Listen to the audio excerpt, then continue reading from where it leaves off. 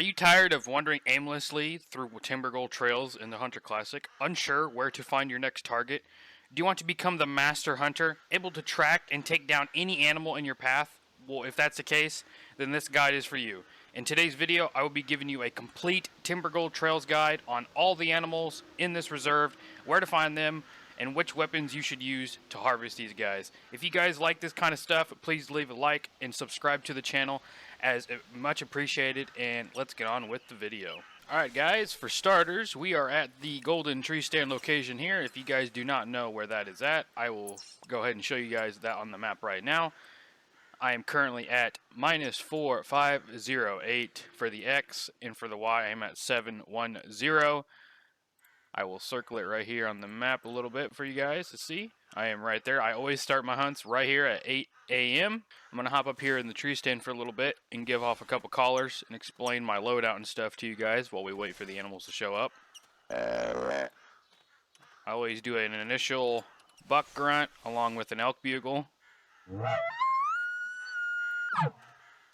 go ahead and hop up here in the tree stand. Alright guys, I'm going to explain my loadout to y'all while we wait for the animals to show up. So, basically I like to rock the pulsar and the 7mm bullpup. Of course I can hunt everything with just the bow, of course, but for those longer range shots on those Bighorn, I prefer the 7mm bullpup with the 12x50mm rifle scope. Has an incredible zoom to it.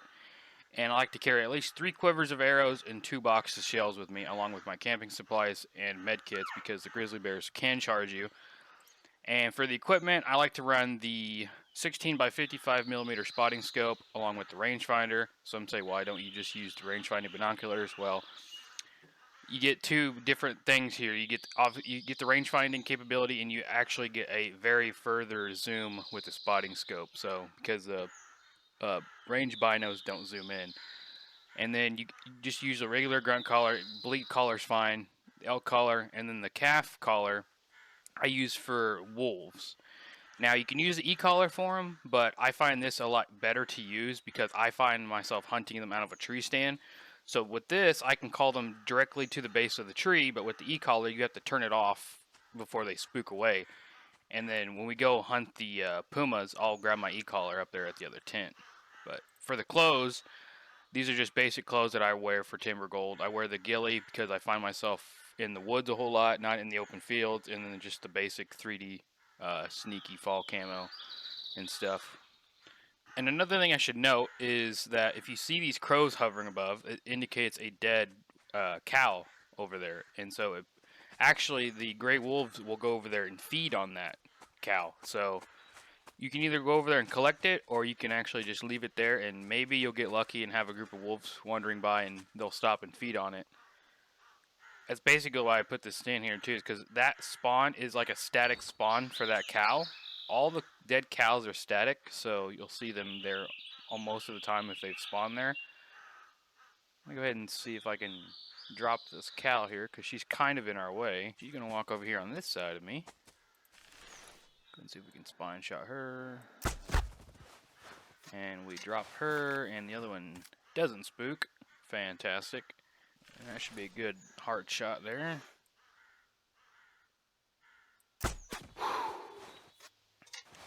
Drop her on the spot. Now, I say this a lot in all my videos because a lot of you guys think that certain, like the animals that I get will be the animals you get. That's not the case. The animal spawns are completely randomized, so these could have been bulls. So just take that into account. The animal maps that I show off, though, are the areas that those animals prominently spawn in. So, like, you could get, you could load up the map 3 times and get all elks, all bull spawns, or all mule deer group. It's completely randomized, but those are the areas that you'll mostly find them in. Now, the only good thing about having all female spawns initially is that you're more likely to find the males at other locations too. You won't ever have a group of 5 female mule deer traveling together with a group of 5 mule deer bucks. You won't ever have that. So it's kind of a swing and a miss on where they're at. Once we fast travel to the second set, we may have a bunch of bucks and bulls over there versus all the females are over here. I find myself hanging up in this tree a lot This is actually the tree that I shot Kingston, my 438 non-typical mule deer from. I'll actually leave a card in the video if you guys want to see that video of me shooting him. Alright, I suppose we should take the... Honestly, we probably should take the mule deer first.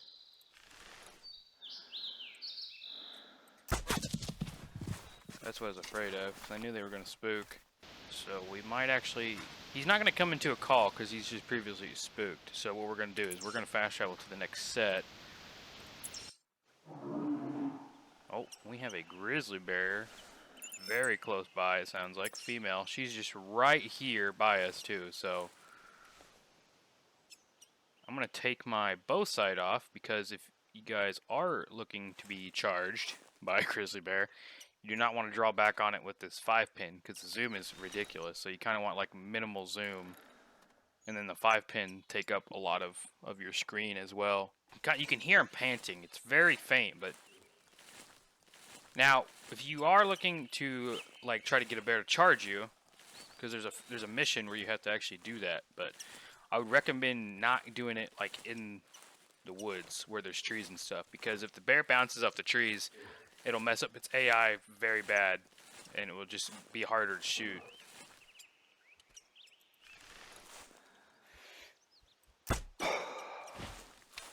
Now, we didn't get it when it was charging at us, but I'm pretty sure that was a hard shot. So, even better. And it looks like we had another bear over there in the creek.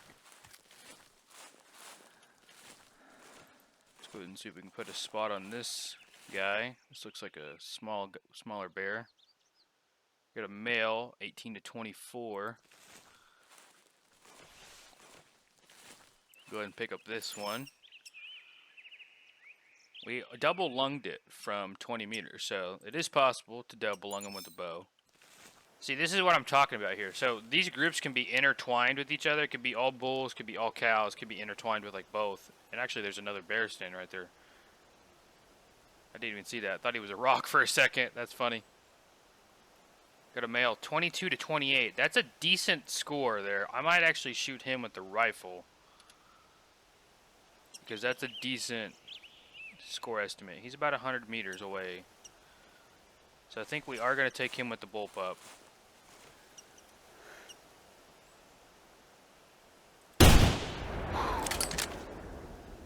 And that should have been a good shot. We might have to put a follow-up in him. Nope, he's down. Alright guys, here's our grizzly bear we shot across the river. It is a 236.7 kg grizzly bear and scored 22.7. So this is about the lowest end you're going to get here. They go up to like 28. So decent ones are like 28, 29. Alright guys, we're up here hunting bighorn now. I've started down here at my railroad track tent next to the tunnel. And we have a group of bighorn up here, not too far away from us. They look like they're all females. So we are going to go ahead and fast travel through the tunnel here. So the thing I like about these tunnels is you can actually fast travel through them for no camping supply cost. And you can fast travel as many times as you want too, and not have to worry about, you know, wasting camping supplies or anything. So you can cover a lot of ground using these tunnel systems as well. We've got another one just right over here next to us, and that is a very, very giant bighorn. That is a very massive bighorn. Like, we are not going to hesitate with this shot here.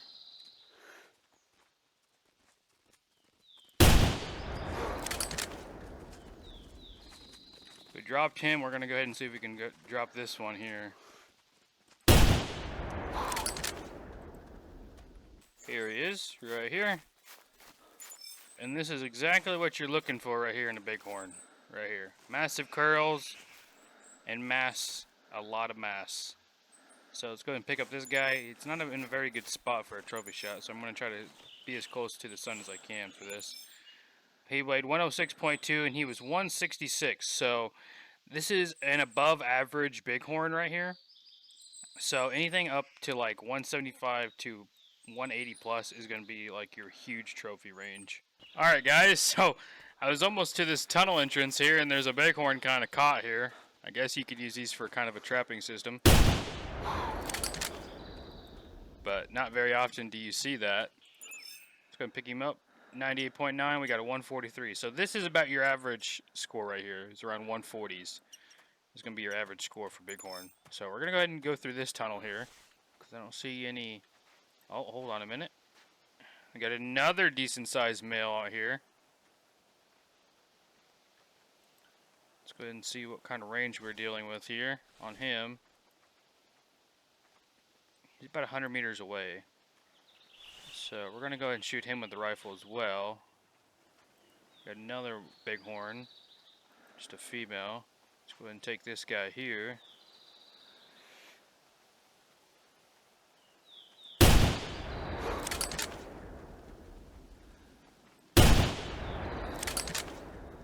I went ahead and put a follow-up shot in him so he wouldn't run too far away.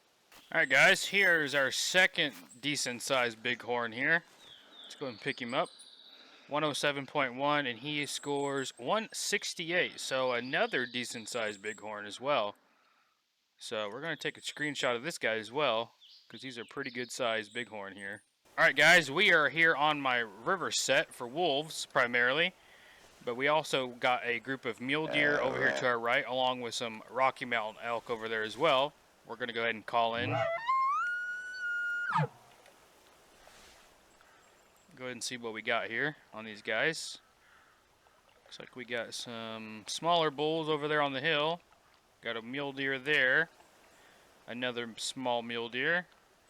We got a decently framed mule deer buck. We got a 180 to 230 score. So it looks like this side is kind of booming right now, which is good. Always a good sign. Alright guys, while we are waiting for our mule deer and our elk to come on in, I'm going to go ahead and drop the coordinates for this setup here. We got X minus 5381 for the X-axis, and Y is 401. It is right here on the river. Pretty much dead center of the main river heading north and south. So I think we're going to go ahead and take this big guy. I don't think he's going to break 200, but there is a very slim chance that he could break 200. So I'm going to range this mule deer real quick. He's about 60. Go ahead and see if we can pop him.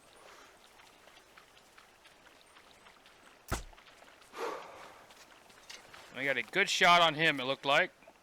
We may have to get the dog out to track him, but that's completely fine. And with the wolves, the way you judge them, since they don't have antlers, obviously, and if you don't have the spotting score unlocked, you can basically look at the size of their head. And that's how they're scored. This wolf is going to be coming in from our back left side. Okay, this wolf is getting ready probably to pursue these does. So we're going to have to be quick about this.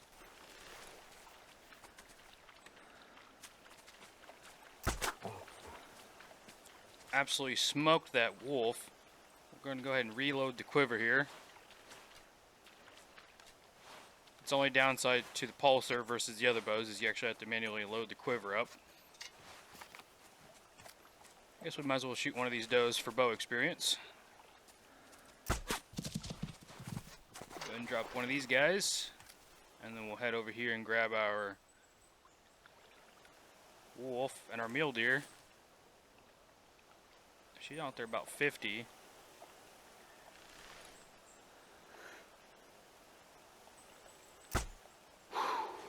So we drop her. Just a little extra bonus XP here. Let's go ahead and pick up our wolf. He weighed 53.3 and 15.3. So a high wolf is anything over 16 and a half. Is going to be a really decent wolf. Alright guys, we caught up with our mule deer here. He didn't go too far from that shot. Pretty decent sized one. He's got some shorter tines than what I would have liked. So he's probably going to be like a high 180s buck. Let's go and pick him up. He weighed 118.5 and he's going to be 183. So still not a bad buck. Alright, we got our mule deer taken care of now. And I believe there was one more elk over here I seen as well. We're going to go ahead and do a quick call to this guy. See if we can get a vocal response out of him. So I think we might take him with the bullpup.